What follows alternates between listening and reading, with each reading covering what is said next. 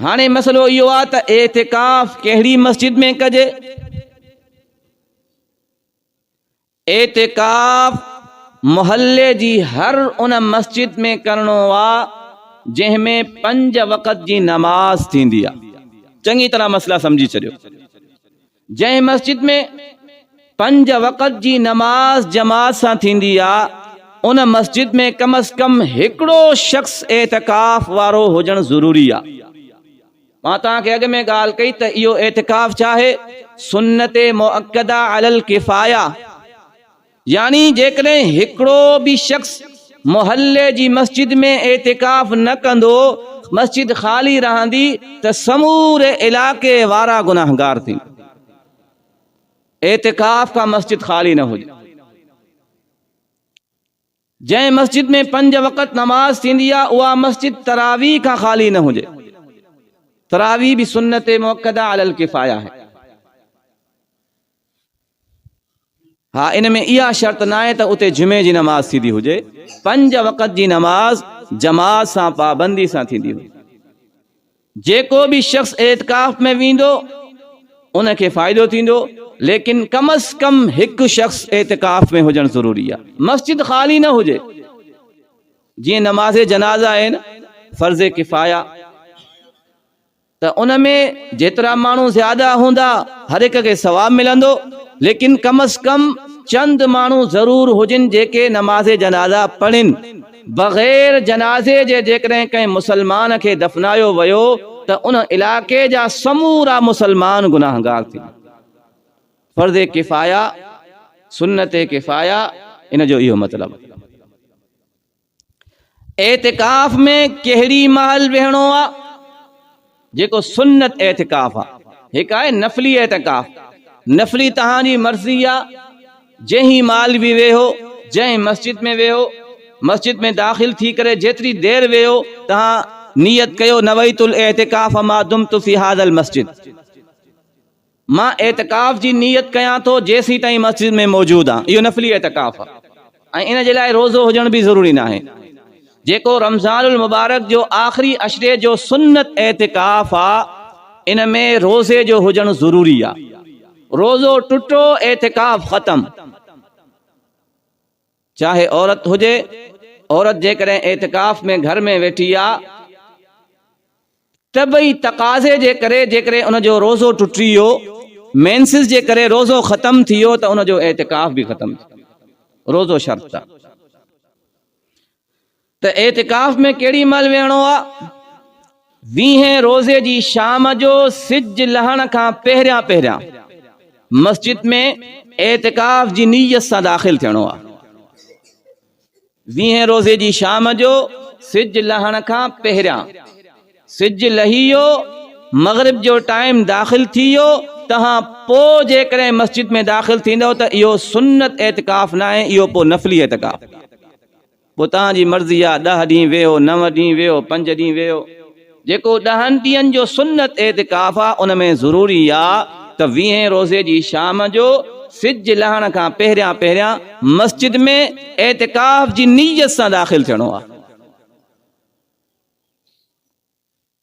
ऐं एतिकाफ़ जो मक़सदु छा आहे? एतिकाफ़ जो मक़सदु इहो आहे त पंहिंजे पाण खे दुनिया जे समूरे ताल्लुकात खां टोड़े करे अल्लाह सां ताल्लुक़ जोड़नो। दुनिया सां कनेक्शन ख़त्म करे अल्लाह सां ताल्लुक़ जोड़नो आहे ऐं अल्लाह जे दर ते वेही अल्लाह खे राज़ी करण जी कोशिश करणी आहे। जीअं तव्हां ॾिठो आहे न, कंहिं शख़्स खे कंहिं सरदार में कमु पए, कंहिं बादशाह में कमु पए, उहो जेकॾहिं आजिज़ी वारी कैफ़ियत इख्तियार करे बादशाह जे दर ते वेही रहे, जेसीं ताईं मुंहिंजो कमु न थींदो मां न वेंदुसि। एतिकाफ़ जो मक़सदु इहो आहे मां अल्लाह जे दर ते आयो आहियां, जेसीं ताईं अल्लाह राज़ी न थींदो मां दर न छॾींदुसि। इहो एतिकाफ़ जो मक़सदु। इन नियत सां, इन मक़सद सां, इन इरादे सां मस्जिद में 10 ॾींहं अल्लाह जी इबादत करणी आहे, दुनिया सां ताल्लुक़ ख़त्म करणो। उन खां बाद एतिकाफ़ में जॾहिं को शख्स वेही रहियो सुन्नत एतिकाफ में, हाणे कहिड़ी मजबूरी जे करे मस्जिद खां ॿाहिरि निकिरी सघे थो, कहिड़े तक़ाज़े जे लाइ मस्जिद खां ॿाहिरि निकिरी सघे थो, इहो बि चङी तरह सम्झो। नंबर पहिरियों, पंहिंजे कंहिं तबई तक़ाज़े जे करे मस्जिद खां ॿाहिरि निकिरणु जाइज़ आहे, जंहिं तक़ाज़े जो निकिरण खां सिवा को ॿियो हल न हुजे। अहिड़ो तबई तक़ाज़ो जेको मस्जिद खां निकिरे बग़ैर हल नथो थी सघे, अहिड़े तक़ाज़े जे लाइ उन मस्जिद खां निकिरणु जाइज़ आहे। मसलन गुसल वाजिब थी वियो, पलीद माण्हू जो मस्जिद में रहणु जाइज़ न आहे। गुसल वाजिब थी वियो, हाणे तहारत जे लाइ ॿियो को हल ई न आहे, मस्जिद खां निकिरणो पवंदो, गुसल करणो पवंदो। क़ज़ाए हाजत, पेशाब वग़ैरह जे लाइ, वुज़ू जे लाइ, इहे तबई तक़ाज़ा आहिनि ऐं इन जो ॿियो कोई हल न आहे। इन करे इन तक़ाज़नि जे लाइ मस्जिद खां निकिरणो पवंदो ऐं तक़ाज़ो पूरो करे फौरन वापसि मस्जिद में अचो। ॿियो आहे शरई तक़ाज़ो। शरई तक़ाज़ो छा आहे? अहिड़ो तक़ाज़ो जंहिंजे लाइ मस्जिद खां निकिरणु ज़रूरी आहे, उन खां बग़ैर काई वाह न हुजे। मसलन जुमे जी नमाज़ उन मस्जिद में नथी थिए त ॿी मस्जिद में वञी करे जुमे जी नमाज़ पढ़णी आहे, ॿियो को हल न आहे। ईअं त नथो करे सघे कंहिं ॿिए खे चए मुंहिंजे बदिरां तूं बि नमाज़ पढ़ियूं अचिजां, ॿियो को हल न आहे, पाण खे वञिणो पवंदो। पर उन में शर्त इहा आहे त जुमे जे लाइ उहो शख़्स उन वक़्तु वञे जॾहिं उनखे ख़बर आहे त मां मस्जिद पहुचंदुसि, ख़ुतबो शुरू थींदो, अॻ में न वञे। सुन्नतूं पंहिंजी मस्जिद में अदा करे, ख़ुतबे जे वक़्तु उते वञी पहुचे, ख़ुतबो ॿुधे, फर्ज़ नमाज पढ़े, फौरन मस्जिद वापसि अचे ऐं बक़ायूं सुन्नतूं मस्जिद अची अदा करे, उते न आहे बीहणो। इहो आहे शरई तक़ाज़ो। इन्ही ॿिनि तक़ाज़नि जे करे एतिकाफ़ वारो शख़्स मस्जिद खां निकिरी सघे थो। बाक़ी कंहिं बि शइ जे लाइ जेकॾहिं निकिरंदो त उन जो एतिकाफ़ ख़तम थी वेंदो। मसलन नमाज़ जनाज़ा, इलाके में फौतगी थी वई त हाणे नमाज़ जनाज़ा में शिरकत जे लाइ एतिकाफ़ वारे जो वञण को ज़रूरी न आहे। माण्हू वञनि था सवाब ख़ातिर, लेकिन एतिकाफ़ वारे जे लाइ का अहिड़ी मजबूरी न आहे त इहो न वियो त जनाज़ो ई न थींदो, इन खां बग़ैर बि थी वेंदो। त जनाज़े जे लाइ एतिकाफ़ वारे शख़्स जो ॿाहिरि निकिरणो ज़रूरी न आहे, निकिरंदो एतिकाफ़ थी वेंदो। या को माण्हू बीमार आहे, मरीज़ आहे, एतिकाफ़ वारो बीमार थी पियो, त हाणे इन जो हल छा आहे त कोशिश करे कंहिं अहिड़े डॉक्टर सां राब्तो करे जेको मस्जिद अची करे इनखे दवा ॾे। इहो आहे तबई तक़ाज़ो। हा, जेकॾहिं इहो वेंदो त इन जो एतिकाफ़ ख़तम थी वेंदो, पर इहो इन मजबूरी जे करे गुनाहगार न थींदो, छो त मजबूरी आहे, पर एतिकाफ़ ख़तम थी वेंदो, छो त इहा अहिड़ी मजबूरी आहे जंहिंजो हल हुयो त डॉक्टर खे तव्हां मस्जिद घुराए सघो पिया। त इहे ॿिनि तक़ाज़नि जे करे इहे उसूली तौर यादि रहनि। माण्हू सवे सवाल पुछंदा आहिनि एतिकाफ़ जे बारे में, इहे ॿ उसूली शयूं यादि हुजनि त हिकु तबई तक़ाज़ो जंहिंजो कोई ॿियो हल न हुजे, ॿियो शरई तक़ाज़ो जंहिंजो कोई हल न हुजे। इन ॿिनि शयुनि जे लाइ एतिकाफ़ वारो शख़्स मस्जिद खां ॿाहिरि निकिरी सघे थो। ऐं एतिकाफ़ वारे शख़्स जेकॾहिं एतिकाफ़ टोड़े छॾियो त हाणे उहो छा करे?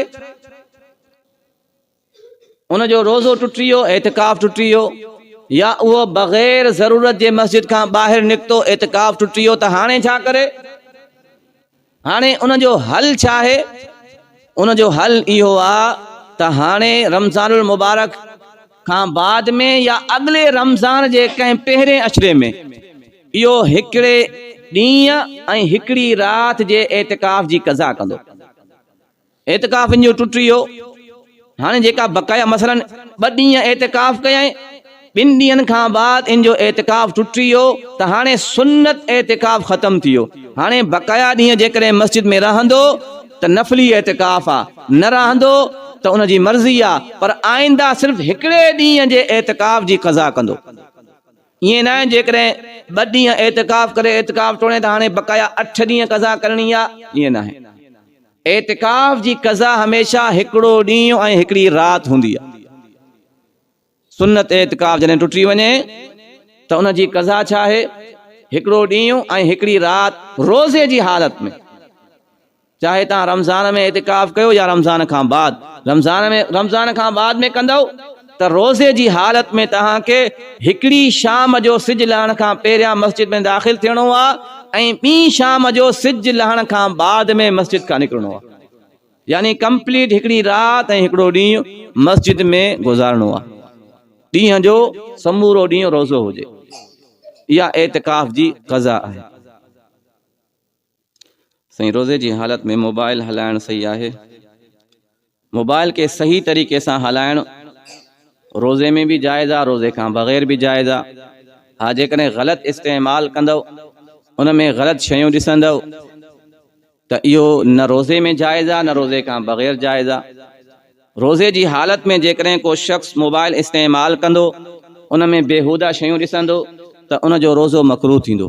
बाक़ी जाइज़ कम जे लाइ कंहिंसां राब्तो करिणो आहे या पंहिंजा कारोबारी मामलात इन में सेट करणा आहिनि त इन जे लाइ जाइज़ आहे। मुफ्ती साहब, रोज़े जी हालत में मुर्गी ज़बह करणु सही आहे? चाहे मुर्गी हुजे चाहे कोई भी हलाल जानवर हुजे, उहो रोज़े जी हालत में ज़बह करण भी जाइज़ आहे, रोज़े खां बग़ैर भी जाइज़ आहे, इन में कोई गुनाह न आहे। साईं, रोज़े में रत ॾियणु या रत टेस्ट कराइणु सही आहे? रोज़े जी हालत में रत कढाइणु, रत टेस्ट कराइणु या कंहिंखे रत ॾियणु या धक जी सूरत में रत निकिरणु, इन सां रोज़ो ख़राब न थींदो आहे, रोज़े में कोई फ़र्क़ु न पवंदो आहे।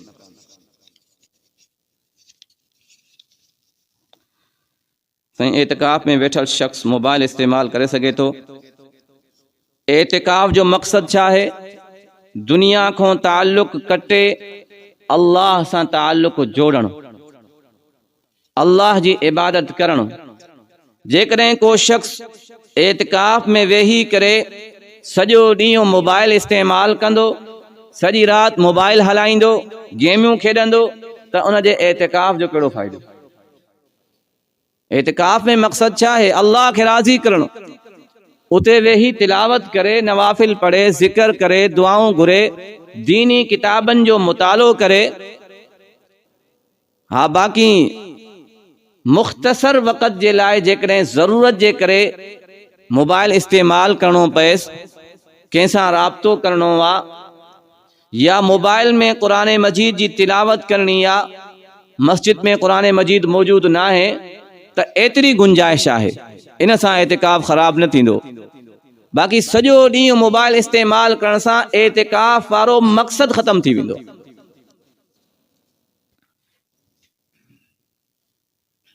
साईं, एतिकाफ़ वारो शख़्स मस्जिद खां ॿाहिरि बीठल शख़्स सां ॻाल्हाए सघे थो? ज़रूरत जी ॻाल्हि करणु मस्जिद में भी जाइज़ आहे, ज़रूरत जी हुजे।